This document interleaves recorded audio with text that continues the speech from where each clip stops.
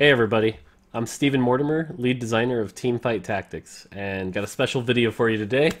This will be the first glimpse of Teamfight Tactics Galaxies. Thing to note before we start, everything you see in here was played last Friday, which means things are in development, things have changed, balance has changed, but for the most part this should be a cool view into how the game works and some of the things you can look forward to. So let's just jump into it.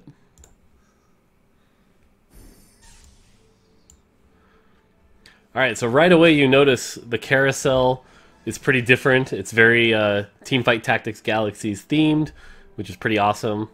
The other big thing to notice is all of these are one costs. The carousel is now one costs, which is pretty different. So you'll notice Lunch Boy is in this game. He is the producer of Teamfight Tactics. We got Disguised Toast, a couple other players. So yeah, should be a fun game. So right away I start off with Graves, who is a Space Pirate Blaster. He is not a reprint. He does not have the same spell that he did in the launch set, even though he is a one cost. He's still melee range and still kind of tanky, but his spell is actually Smokescreen, which makes the enemies blind, which makes their auto attacks miss for a bit. New status effect. The other cool thing you'll notice is the Pve rounds are actually themed this time around. Other thing to notice, there's a lot going on. We are in the Nicoverse, and you can see I have 2 Nicos right away. Everyone does this game, so how you use those is a very interesting decision. And I have a lot less gold. I have 3 gold worth of things to the point where I can't even buy a second unit. So economy is very different this game. You actually have to make tougher decisions at the beginning. Thankfully, pretty much every 2 costs, or 2-star, can clear this. You can still drop the common orbs, so I get lucky. I get real lucky this game and get a decent gold start. But this is what consists of a decent gold start. Now you also notice on the 3rd round, Kane is an enemy PvE encounter here. Still nothing too crazy, but kind of makes it feel, again, more like Galaxies. So yeah, you see a lot of different units here. We've got Graves, Jarvan, who is a Dark Star Protector, and we've got Kaisa, who is a 2-cost Valkyrie Infiltrator. Infiltrator is a new take on Assassins, and if you watch how she jumps directly to the back square, like the same square directly back. So this allows you to actually do positioning against Assassins a little bit better. Except again, they're not really assassins, they don't crit. Infiltrator bonus is actually attack speed, which lets them cast their spells quicker. So yeah, the other thing you might notice is the shop cards are a little bit closer to what their actual model looks like. Hopefully these look pretty good. They kind of help guide you to some of the things you might go. So for example, if you're going Rebel, you'll see that orangish brown color and you can jump into it. Now at the start of this game, I'm just really focused on trying to get some actual power into my comp. Try to get as many 2-stars as I can. Since the gold is small, it's a lot harder to econ. First opponent, it looks like they're starting to build a Sorcerer Star Guardian comp. Thankfully we have a 2-star and they don't. You'll notice Zoe does a lot of CC. The targeting is not random though. It actually always targets the person with the most HP. Ooh, Caitlyn ult hits for 666. Caitlyn ult is really good at sniping people off. So yeah, a lot going on here. Yeah. A little bit of downtime, of course. But yeah, we check out. You can see sniper bonus there if you pause the video. Oh, so here I get lucky. Get a couple 2-stars. And so again, right now we're just trying to get some early army power going. Still not really sure what we're building. Yeah. One of the cool things about Galaxies is there's a lot more flexibility into some of the systems. Oh, Malphite's ability there you just saw. Malphite doesn't actually have an ability, very similar to Maokai.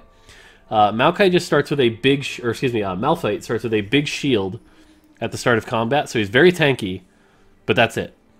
So really good front line. So there you can see the shield he got. Pretty big, takes a while to bear through. Works pretty well with Caitlyn here because eats up a lot of time, so that Caitlyn can build up the mana to do a snipe. And again, Caitlyn's mana, or Caitlyn's ability hits really hard. Takes a lot of mana, but boom, 933 at 2-star. Now, thankfully here it's a 1-star versus a 2-star, so I'm going to win this fight. Zaya's ability gives her a bunch of attack speed, and she's a Blade Master, so really good at on-hits, Static Shiv, Giant Slayer, stuff like that. So here again, we get another 2-star. So now we've got a full army of 2-stars, which is a really good start. I'm also starting to consider a 3-star Graves here.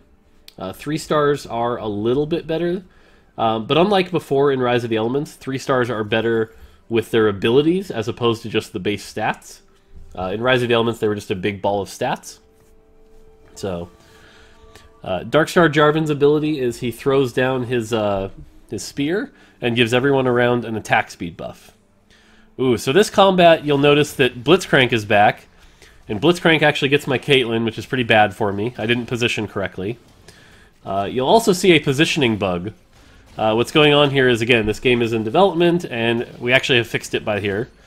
But yeah, all three were taking the same square, so a little bit of a bug there. But because of my poor positioning against Blitzcrank, who is back, I lost that fight. Disguised Toast, you can see on his units, is running Chrono, by the way. Chrono is a pretty good bonus that gives your entire team attack speed every 4 seconds. So if the combats go long, you get a lot of attack speed for your whole team. So, alright, so we're back on Carousel, and I'm scouting here. But one thing to notice about this Carousel is that it's one of our new arrangements. Probably one of the less popular ones. But this was all defensive items. Oh, no, wait. No, it wasn't. It was random. Because somebody had an NLR. The pure random one can get some combinations that look very similar. But I guess I just spoiled it there that it is also possible to get like all defensive items. A bunch of other unique combinations as well. So, can't wait for you guys to see some of the unique ones that happen. So here we get another Graves, and so we got a Graves, we pulled a Lucian, and so now we're starting to consider maybe we should go Blaster. Blaster is a new take on Gunslinger, kind of similar, but the big difference is Gunslinger was very random. It was like X% chance. Blaster is predictable. Blaster is every 4th auto attack, you shoot 2 extra attacks. And then 4 Blaster is you shoot 5 extra attacks. So, very predictable cadence, but very powerful. So here the enemy is running Rebel. So we start to see the Odyssey crew, which they're known as Rebels. Rebels get stacking shields and damage if they're grouped together. So they do have to be grouped up, which is a bit of a downside. But if you get enough of them, they're quite powerful. Thankfully here we outdo them, so yeah. Also, putting RFC on Graves this game was probably a mistake, but I wanted to try it out. Don't recommend putting RFC on Graves. This is not Lawnmower Graves. It does not work. Don't do that. But part of this was also testing. So again, here we're still trying to figure out what our build is. We're considering Blaster, but it's like, what part of Blaster are we going to go? We've got a Brawler, we've got a Protector. Graves is also a Space Pirate, so we could go a couple different options. At this point, you're starting to build up economy. We also have to consider the Nikos. A common thing, obviously, that people want to do with Nikos is Rush 7, Rush 8, try to get a Legendary. But there are a lot more viable options with the Nikos, as you'll see in this video. So here we get infiltrated on. And you'll notice Kaisa and Kha'Zix. Kha'Zix is a reprint, he's back. They get on my back line. Now, thankfully, you don't want to actually itemize infiltrators like you would assassins, because the infiltrator bonus is attack speed. But they do tear through me here, because a lot of my damage is a little weaker still. Blasters, kind of like Gunslingers before, a little item dependent. So right now I'm kind of suffering in power. Alright, so we're on to what used to be Krugs, but are now the little golems. Again, from Odyssey. I'm biased. It's nice to see the Odyssey mobs get used. It's pretty cool. Gonna play it slow. I have the advantage here that this is a lobby of people who haven't really played the game a lot, so kind of lucky for me.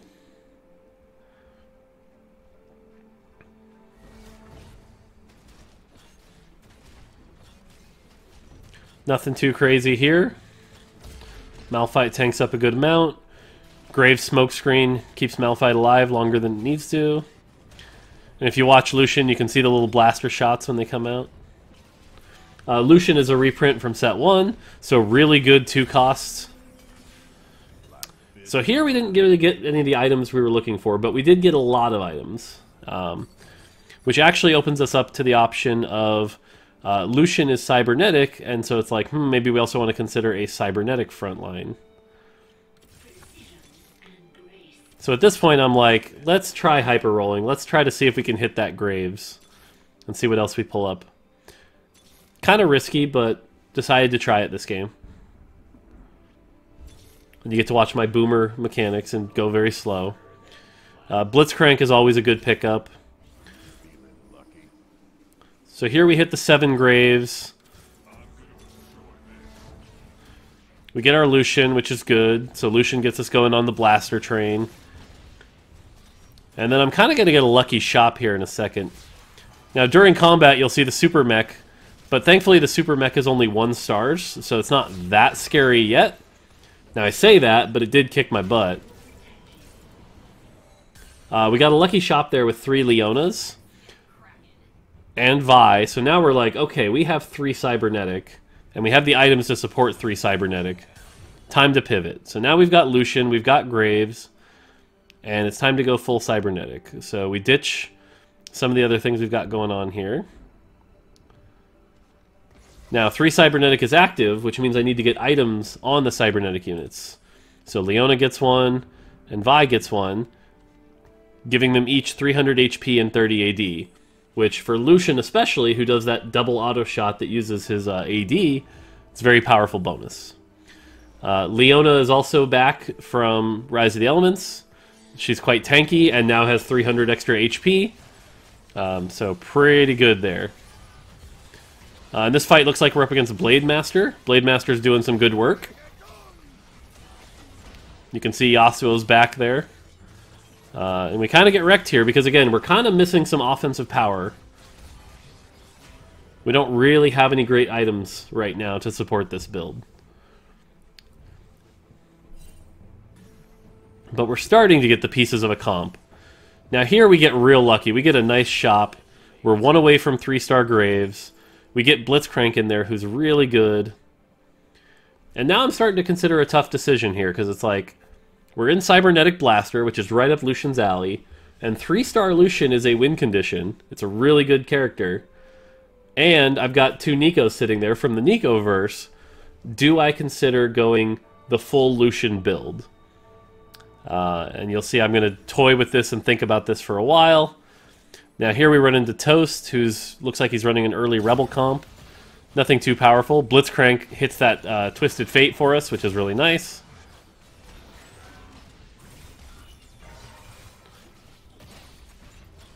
Blitzcrank gets off a second attack thanks to 2 Brawler, which is great. And Lucian cleans house.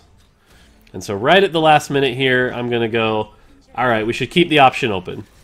Great. Now item-wise, we've got the armor on Lucian. And Blaster does synergize with Red Buff really well. Red Buff is kind of back. It's pretty good this set with Blasters. So Red Buff's what we're after. You'll find there's a lot of things with high HP in this set also. The Super Mech, Brawlers. So having things that do that true damage burn again can be really valuable. Thing to note though, Grievous Wounds is only 50% reduction now instead of 80. So Grievous Wounds not as valuable, but being able to splash that red buff damage is really good. Just like the old gunslingers back in the day.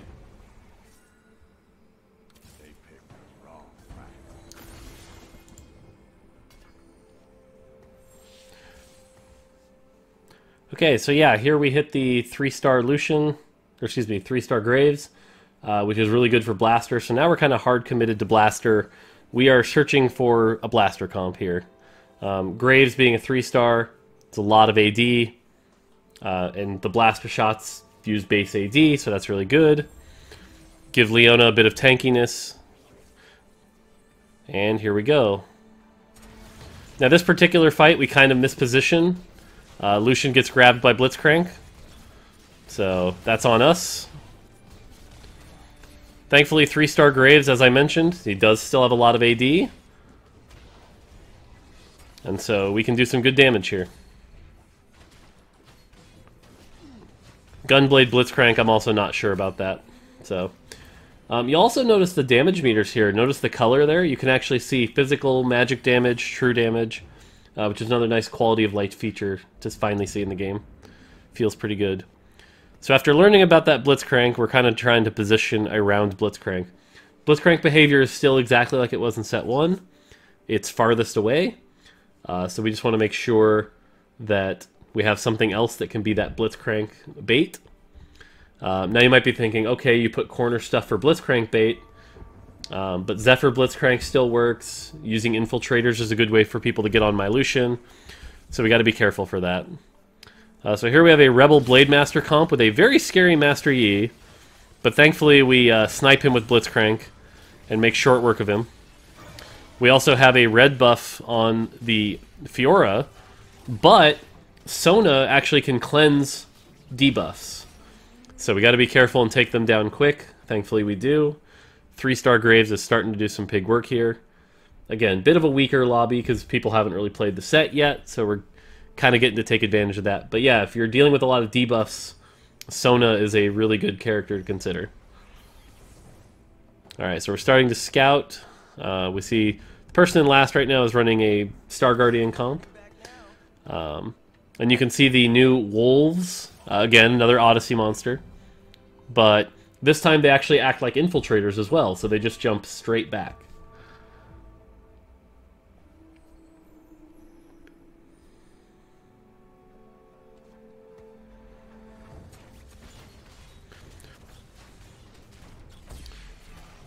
Oh, there's that Vial. Love that Vial.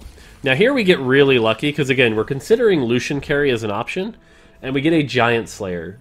Giant Slayer has been buffed, and so Giant Slayer is really good against things like the Super Mech, like other 3-stars. It's really good with Blaster. So we slap that Giant Slayer, and we're like, okay, now we are sitting pretty. As long as Lucian doesn't get caught out, we are going to be in a good spot.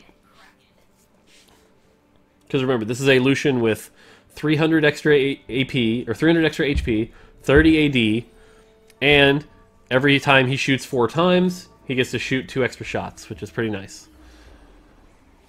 Alright, so we get a Super Mech here, but again, it's a 1-star Super Mech. Everything was 1 star. And we have a Giant Slayer red buff. That thing is going to get tore up. In a way, we kind of have the anti-Super Mech comp. And they're weaker, so we're lucky that Cool Life Jackie is a little weak right now. But yeah, you can see there, Giant Slayer, 12% now instead of 9, so big buff.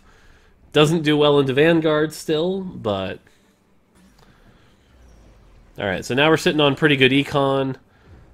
But I also don't want to level too much, because if we're going for Lucian, we don't want to get out of that 2-cost range.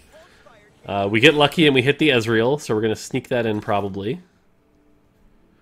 Ezreal will be our 3rd blaster.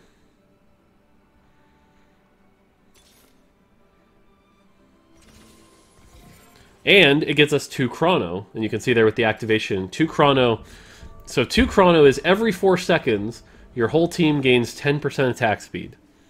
So if fights go long, all of a sudden we're doing, you know, plus 30, plus 40, plus 50% attack speed, which is pretty good. And if you can get 4 or 6 Chrono, it gets pretty insane.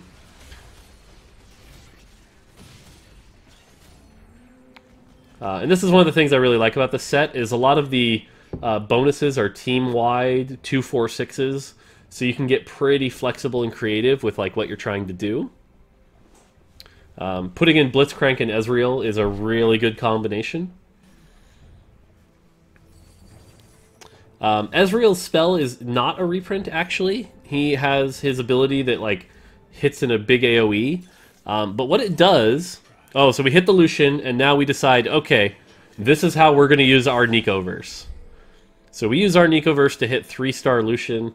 Now we're strong. 3-star Lucian is really powerful. If we can just hit 4 Blaster, this is going to hurt. So as I was saying about Ezreal's spell is actually one of the few things that does the one new mana kind of keyword thing we have. So we got rid of Mana Lock. Nothing in the game Mana Locks this time. But instead, it's kind of like Poison. We didn't really come up with a name for it. But your mana bar turns white. You could see it there when Ezreal hit with his spell. And what it does is it increases your max mana by 40%. So a little weaker than Poison was at the beginning. But it only lasts until you cast once. So it's not permanent. But it does slow down spells just a little bit. So Ezreal's spell does that. And there's a couple other things in the game that do that we'll talk about later. So here we're on Carousel 4. Nothing too crazy. Pretty standard carousel. You can start to see your first 5 costs in Echo and Aurelion Soul. We'll talk about those later if we happen to see them or get them. But right now, we're basically just like, hey, I'll take that 2-star Vi. That's good for us. Now, admittedly, this game I wasn't thinking. The Vi already had a tier. So the Vi will combine and make one of our new items that is not good on Vi.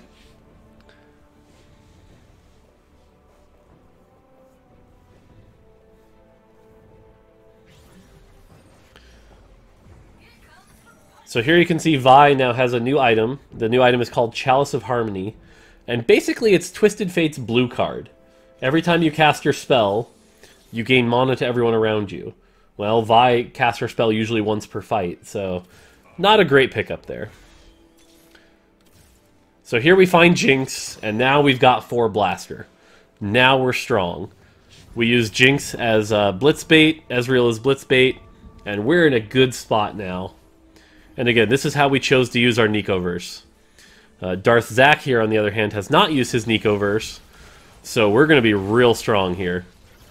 And you can see when those Blaster shots go off now, because now Blaster is 5 extra shots, it mows down enemy teams. 3-star Blasters with 4 Blaster going, really good. This is a strong comp at this point. So we are sitting in a very good spot. Now at this point it's about building up the front line, looking at some other bonuses we can get in there, getting Lucian that 3rd item, and starting to scout the competition to see what else we can beat. We hit another Jinx, worth keeping around for now.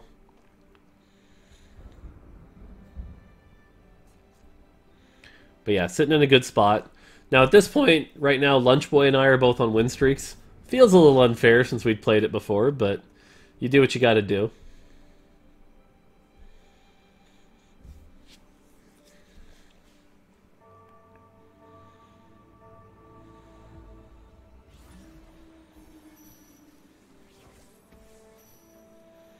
Alright, so here we have a Star Guardian comp. But they're a little grouped up, which makes it really easy for us to just kind of tear through them. A lot of our spells are AoE. The Star Guardian comp probably should have spread out a bit more. So yeah, we kind of ripped through them pretty quickly here. Also, their items looked a little scuffed. So, and unfortunately, that player gets knocked out right before the new Raptors. So, unfortunate for them. Player damage has been adjusted. The pace should feel pretty similar to live. A little slowed down. We are trying to aim for people to not be out by Raptors quite as much. But we'll see how that goes with testing on PvE. That's kind of the goal, though. So you can see here, we scout this guy's Toast, and we actually get scared. He has a GP, and he used his Nikos on the GP. GP is really scary. Look at this ult. Boom! GP, we are starting to be worried. That GP is going to hurt. It's going to cast its spell. And especially as a mercenary, if he gets his upgrades for GP, we're going to be in trouble. So what we start going is, okay, how do we beat that GP? What do we need to do? And so we're starting to, in our mind, go, okay, that's a big magic spell. Might be time to consider Mystic. Now, thankfully for us, we're also running 3 stars. 3 stars are harder to get bursted out by a big spell like that. So in that regard, we're already in a good spot. But yeah, we are like, uh-oh, that is a scary GP. He's also running Demolitionist on it, which is really scary. So again, just got to keep an eye on that. And okay, this time we are up against the Rebel comp with the Aurelian Soul. Now, thankfully, the Aurelian Soul does not have items, so we're not too worried right now. And they kind of misposition their Rebels a bit.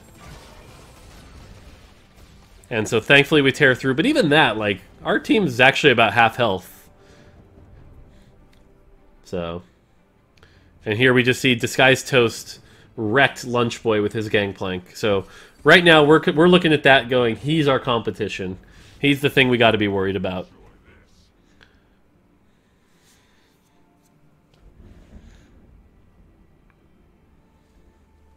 So, yes, there are some legendaries that if you go to 8 and, you know, get and make your Nicoverse, they're really strong. Gangplank is definitely one of them. If you can get him to 2-star and get him some upgrades, he is massive. But there are other options to competing as well. For us, it was the Lucian carry. Alright, so we're up against Lunch Boy. Now, Lunch Boy is running a 4 Infiltrator comp, and they get on our backline real quick. So this is scary for us, but thankfully we are 3 stars. Ooh, that Echo ult combined with the Fizz ult, and our Lucian dies. So a little rough for us. But thankfully Gangplank 3-star did some work, and we barely pull it out. The Echo ult is really cool. It's almost, we call it Omni Slash, where it's just like, hits everyone on your team. It's pretty cool. Yeah, at this point I'm kind of regretting putting the RFC on Graves. It was definitely not the optimal choice. But we are sitting in a good spot. We're on a 10-game win streak. Looking pretty good. But again, we're still a little scared of that Disguised Toast Gangplank.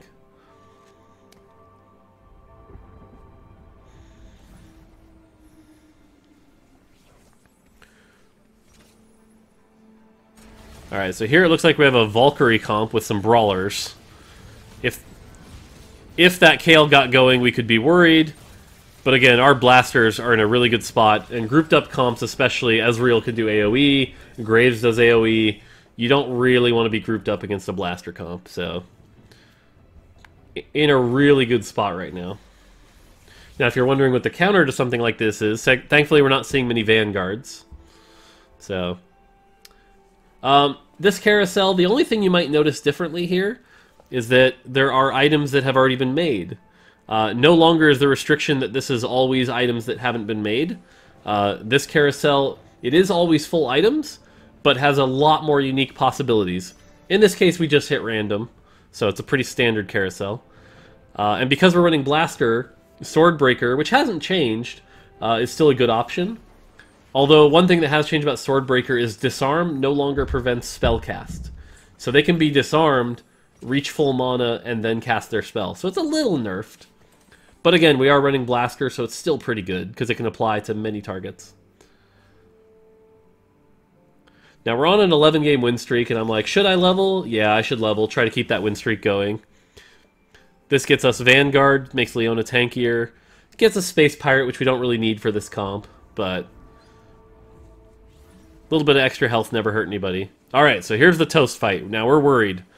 And he's got a Super Mech. So this is scary, but again, 2 Giant Slayers is basically like anti. Now, ooh! And you can see, like, that Gangplank ult hurts. Almost wrecks us. Thankfully, Lucian survives, but the pilots come out. Rumble's a Demolitionist. Demolitionist makes their spells stun, and Lucian can't quite get away, and he pulls it out. So we're like, oh man, this is really starting to be scary.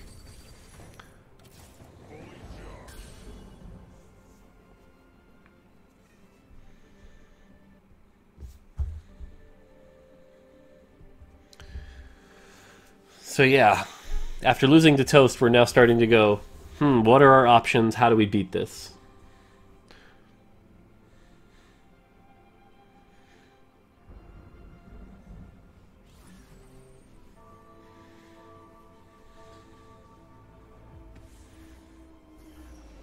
Alright, so here we have a Rebel comp.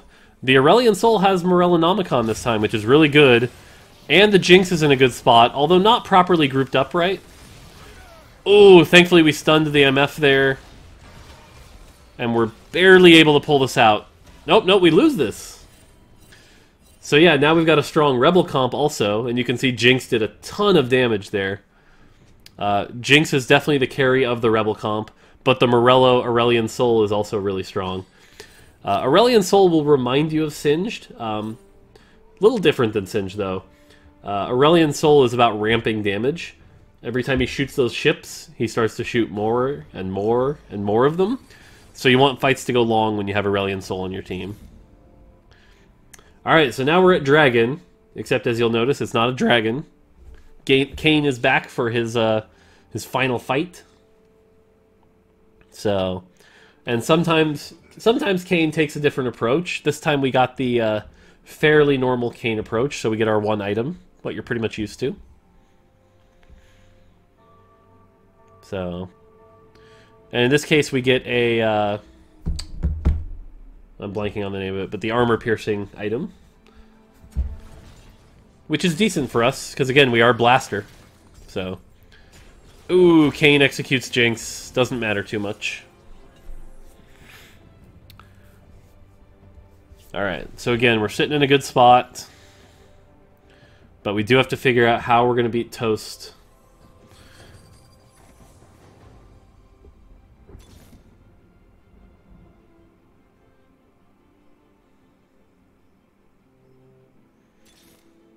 Starting to consider our options here. And that's when I start to consider that Mystic is back, and Mystic might be a decent option. So pick up the Sona. Now Mystic 2 is a little bit nerfed. It's only 30 MR for the team instead of 40. But it is still a good option if you're facing a lot of magic damage. So, alright, so we can watch Toast comp here. He's got the big mech. Oh, we go back to our fight. Now here we have the Blade Masters, but we're just a little too powerful compared to them. And we win that fight. And again, Lucian doing a lot of work here with really good items and that Blaster comp. Now it's possible 4 Blasters overtuned. We'll keep an eye on it, but so far it actually felt pretty balanced.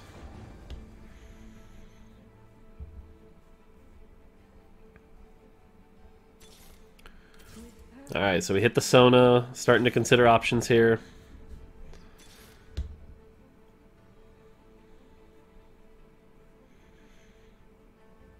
Because we're down to just 3 players, and we know it's Lunchboy's Infiltrators and Disguised Toast's Gangplank Demolitionist Mech comp. Alright, so we're up against the Infiltrators, and our Vi gets Shroud of Silence. And oh man, Lucian is caught by 4 Infiltrators. And Echo cleans up, and we actually get wrecked pretty hard this fight.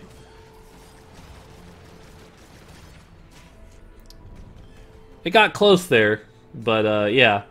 You also notice Miss Fortune is back, but you'll be happy to know she's gotten a little smarter on how to cast her ult. She's not quite as brain dead as she used to be. So again, now we've got 2 things we're worried about. We're worried about the Infiltrators, and we're worried about the Gangplank. So we start looking at how do we spread out to make sure that Gangplank can't hit our whole team, and how do we avoid the Infiltrators. Now we hit our second Mystic. We like Soraka more than one of the other ones, probably other than Sona. Thankfully we get the Ghost Army here, not that they're any weaker.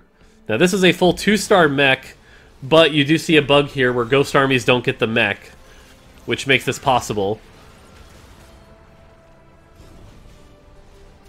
So we'll be fixing that bug, though. You will have to fight the mech with Ghost Armies.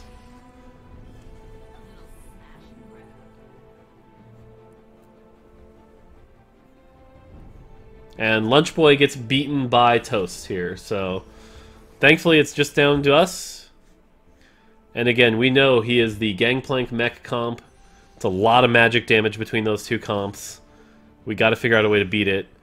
Now, one thing that helps against the mech is disarming it, CCing it. So we grab a second disarm here. You'll also notice on that carousel, components are back. So we actually give you component options if you need them later. Alright, so we ditch the Vanguard. We don't really need that. And that gets us our Mystic. Now, Lulu is a better Mystic here, so we get Lulu in. Lulu's ult is Mass Polymorph, so that's really good here also. If we can CC the mech, if we can CC the Gangplank, Lulu will do a lot of work for us. Sadly, we still haven't hit the Jinx, so... Alright, let's see how this fight goes. Now again, that's a big mech, but we do have Giant Slayer. Now, Toast also has Thresh on his board, who is pulling in units from his bench. You can see Lulu just got pulled in there, which is really bad for us. Ooh, and there's that ult, but that ult didn't hurt as much because we've got the Mystic in. And so we barely live, but now we have the pilots. Thankfully, Ezreal keeps him under control, and oh, that hurt. So we end up losing this one. Alright, not great. Not great. What do we do? What do we do? Alright, well, we hit Lulu. And we hit a 2-star Lulu, so that's big. That's really big for us. And at this point, we're sort of like, do we keep Soraka? Do we keep Karma? Do we keep... And so we give up on the Soraka. Now again, Toast has got that real strong army. Look at that Gangplank magic damage. But hopefully Lulu helps us here now that she hits more targets with her Mass Polymorph. And sure enough, if we watch Lulu, we've got some CC'd things going on there, and we tear through the team pretty well this fight.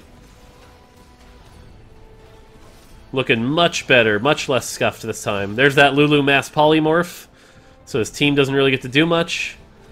Bam, a lot of damage. Now we're starting to hit late game here. This is some of the later our games have gone. Rift Herald's back, and from this point on, it's just Rift Herald. But late game team fights are going to start doing a lot of player damage. The way player damage works now is kind of like overtime. You start taking 20 base damage a round, so these fights are going to start mattering. So we need to get a good upgrade here.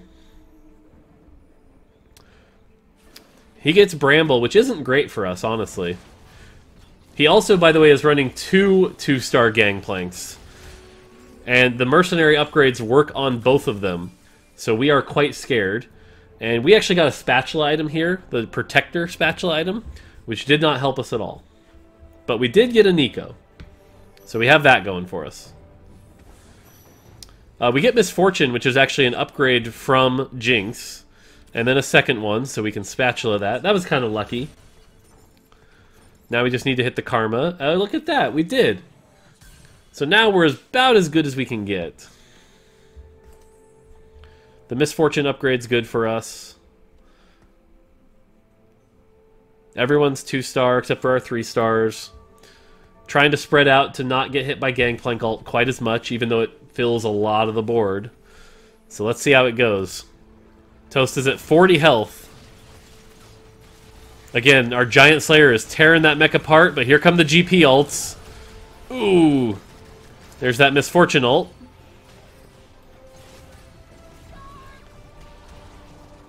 It's looking real close, but thankfully Misfortune's doing a lot of damage for us also here. And we barely pull it out. So you'll notice Toast took 22 player damage there, which means this is probably the last fight. And again, Toast has, looks like 7 Gangplanks. He's really trying to hit that 3-star Gangplank. And for us, there's really not a lot we can get. We're kind of leaving up to choice. Oh, we miss a Mercenary upgrade, though. That would have been good for Misfortune. You'll notice larger cone means her ult hits a wider range. Unfortunately, those cost 8 gold, so... Alright, last fight. Wish me luck. These fights have been close. Here comes the Gangplank ults. But thankfully we do a lot of damage early, get some good disarm procs. And we got this. Bam. And so there you go. first game of TFT Galaxies. So that's going to do it for this video. Hopefully you thought that was pretty cool. A lot of really interesting combats with some big spells. I'll be posting 2 more of these videos this week, so make sure you take a look at them. But otherwise, hopefully by now when you're playing this, you're seeing this, you're playing on PBE. Let us know what you think. The whole team's really looking forward to what you guys have to say. So yeah, have fun, and we'll see you on Galaxies. Take it easy.